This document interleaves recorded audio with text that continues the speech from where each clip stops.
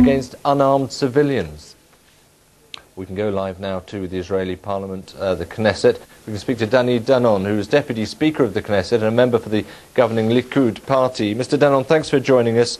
Perhaps you heard the response coming from various capitals around the world there, and they are pretty damning, aren't they?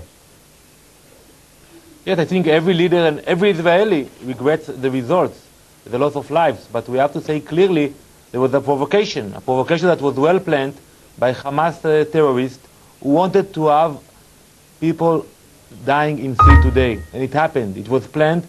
And unfortunately, the Israeli Navy have offered those people to be escorted to the port of Ashdod and to send the humanitarian aid to Gaza. It didn't happen because they wanted the conflict. It was well planned. You say they wanted the conflict, and you say they wanted the confrontation. It was planned, but I'm sure they weren't planning for 19 people to be killed.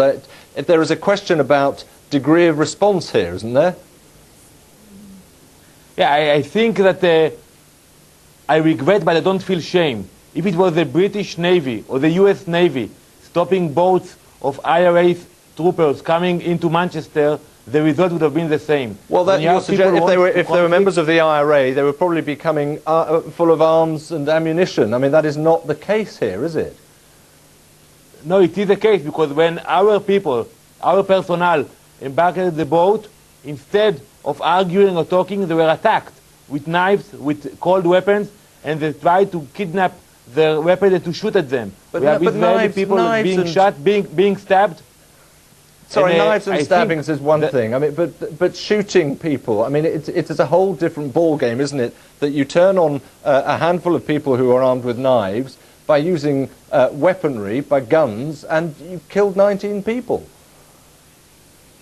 I think if we could have avoided that, we would have done it. But when you need to stop a boat coming to Gaza, which is the entity of terror of Hamas, you have to do it. And when we went on board, we didn't know what to expect. And when you have people stabbing you, you have to protect yourself. And that's what we did. Yeah, and we regret the result. Right, you regret the result. Forbid, there will be. But I suppose there are those who would say, well, you have let a number of these flotillas through. Why is it when you choose to intercept one, this is the end result? I mean, perhaps you would accept simply that this was a terribly botched job. Well, I do not agree with you. I think that we have to expect that there will be more boats coming in. We don't know what we will have on that boat. This time, maybe it was humanitarian aid. Next time, it can be weapons of mass destruction. We cannot allow it. Any sovereign state cannot allow boats coming into our territory without being checked. Okay. And I think that we need to look who went on the boat. And when you have Hamas prisoners on boat, you have to defend yourself, and that's what we did. We should not be shame on that. We can be regret of the results. Danon, thank you very much indeed for joining us. And joining me now from Lebanon's capital, Beirut, is Natalia Antalava, where, Natalia, I understand there are demonstrations taking place there as well. That's right. Palestinian authorities called for demonstrations in front of Israel.